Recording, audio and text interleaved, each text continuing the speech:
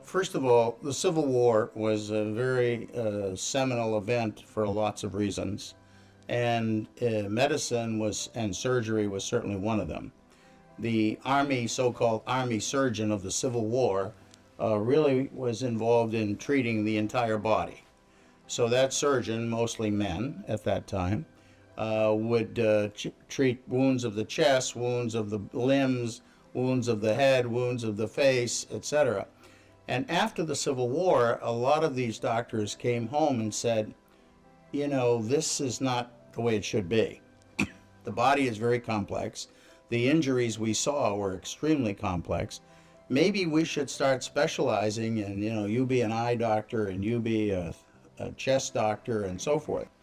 That really, around 1860s to the early 1870s, was the emergence of surgical specialization in America. And otolaryngology actually was one of the very early ones. The first real society in surgery was the American Otologic Society, and shortly thereafter was the American Laryngological Association, which was 1879. And the emergence of surgical specialties in all disciplines, orthopedics, thoracic surgery, etc., began to emerge, but it was really the Civil War that set it in motion. At the turn of the century, medical education in America was not very formalized. And so there were lots of storefront medical schools. Yes, there were the big name ones, Johns Hopkins, Harvard, Penn, so forth, but many of the medical schools were literally in what we would call strip malls today, and were storefronts. And you would go for a year or two after high school, and you were mostly taught through book learning. You weren't seeing patients or doing any kind of contact with people other than book knowledge. And suddenly you'd get a diploma and you could, quote, hang out your shingle. That's where that terminology came from. You would take a sign with your name on it, Dr. Smith, and put it on your lawn, and your house was your office. And at the turn of the century, healthcare in America between the 1800s and the 1900s was chaotic. So Theodore Roosevelt took the situation in hand, and he actually commissioned a guy named Abraham Flexner, who was actually an educator, and asked him analyze the situation and how doctors are being educated and credentialed and so forth. And that resulted in 1910 of a thing called the Flexner Report.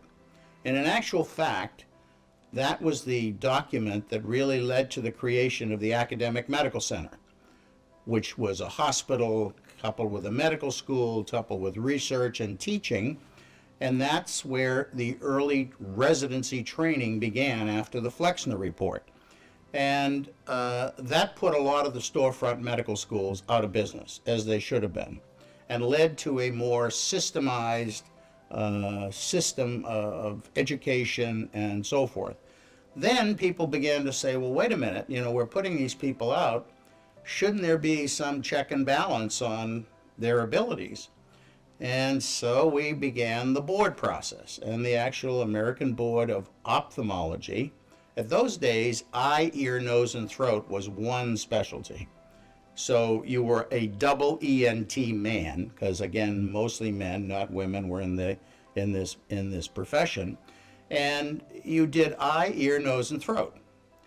It wasn't very sophisticated because we weren't doing big operations like we do today. So you would perhaps refract people for glasses, take out some tonsils, straighten some septums so they could breathe, drain some ears that were infected because we didn't have antibiotics, and maybe open the mastoid bone back here for acute abscesses, which were rampant because, again, no antibiotics, kids would get ear infections and so forth. So for some reason, and I'm not sure why, the decision was made to certify people in eye first. So the American Board of Ophthalmology, I believe, was the first board, and the American Board of Otolaryngology was the second board in 1924. And that was the origin of this board certification process. And The first director, executive vice president of the board, was a guy named Harris Mosier from the Massachusetts Eye and Ear Infirmary at Harvard Medical School. And he served as the executive vice president of this board for many, many years. Many years. And then he was succeeded after that by a list of people that I can go into if you're interested. But that's kind of a little bit of the background of how this all got started.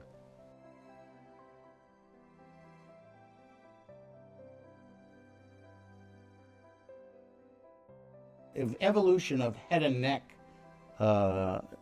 in the specialty of otolaryngology really started after the Second World War. When people came back, a lot of these ear, nose, and throat guys were in the Army Medical Corps, and because they were, quote, throat doctors, they were thrown into, well, this injury is around the throat, you guys should take care of it.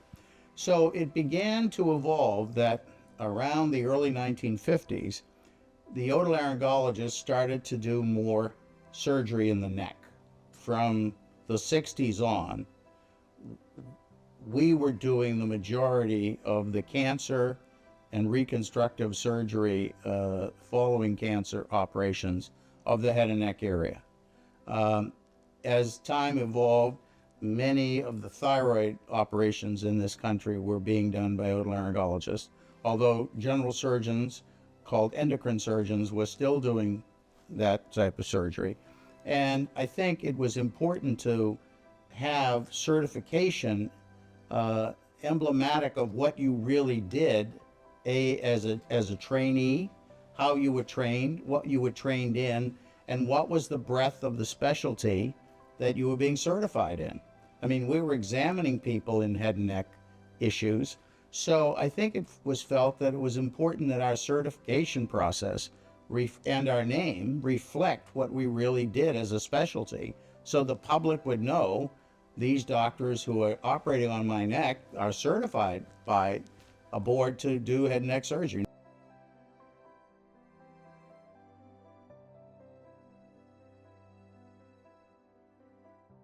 As you can sort of glean from this interview, I'm a fan of history.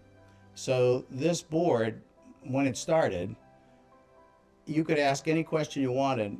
Someone came in for the oral exam, you could ask them about anything you wanted. And people began to realize that that isn't going to fly as a fair way to examine people. I mean, I can't compare Jerry Healy to Joe Smith if Joe gets one question and Jerry gets a different question. So the board began to realize in the 60s and into the 70s, it needed to have a more consistent process where everybody got the same tests, everybody got the same questions in terms of the oral exam and so forth. And that was the evolution of the on-site, sophisticated sort of protocols which were outlined for each candidate in a similar way. Every test for every person, taking the test on Friday, got the same question, Saturday, so forth. And that way we could compare apples and oranges. However, again, the world changes. The public demands are changing. Problems continue to occur. And we're trying to evolve a process which is a surgical discipline, which involves a lot of technical skill. We're still using a process that uses a written test and a bunch of pieces of paper sitting on someone's desk, either of your cases that you took care of at XYZ hospital or simulated cases that we're put on a piece of paper and we hand you and we say, how would you manage this case? We need to figure out a way to add these other areas in. For example, how do I know you can really operate? How do I know that you can actually take an instrument and close someone's skin incision? I don't test that. So you could have great book knowledge and maybe pass our tests and be the worst technical surgeon on earth. That is something that's going to change. And I'm sure that as the board now is starting to look at people's cases, what they're doing there is saying, okay, I can get a window into Jerry Healy by seeing how he managed these four patients in his own practice. What was the outcome? What method did he use to correct their abnormality, etc.? So I think what they're trying to do now is to achieve more reality of what actually happens between doctor and patient in the real world. And I think that's the way to go with certification if you're going to serve the public appropriately.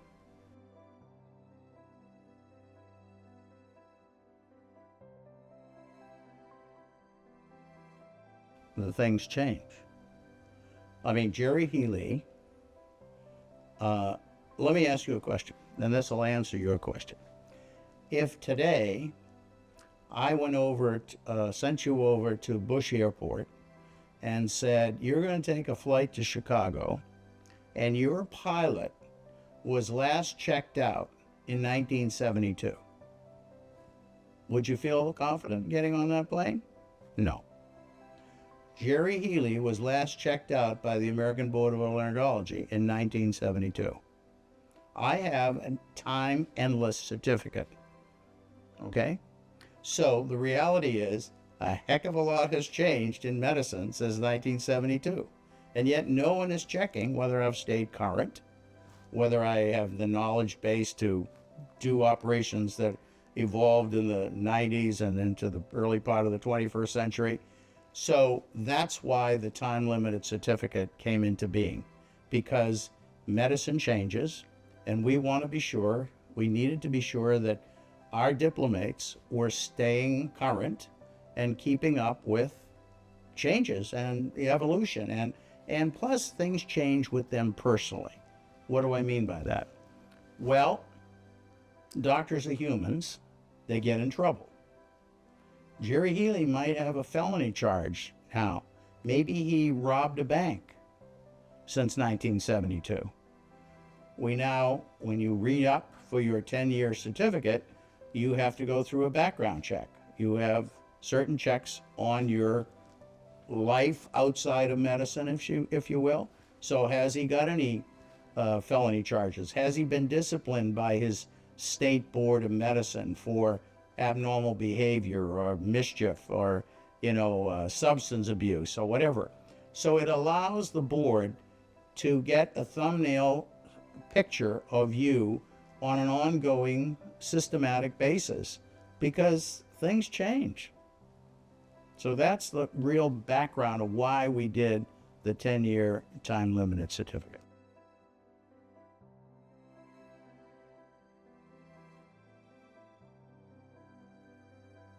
First of all, I did it long distance. The board office was still in Houston because Dr. Cantrell, my predecessor, elected to keep it here, even though he was based in Virginia. So I knew it could be run by the right process long distance because we had terrific in-house staff in the Houston office. So when I became the executive vice president, I think that was 98 maybe? I have to check my dates. I decided to stay in Boston. It was, quote, a part-time job.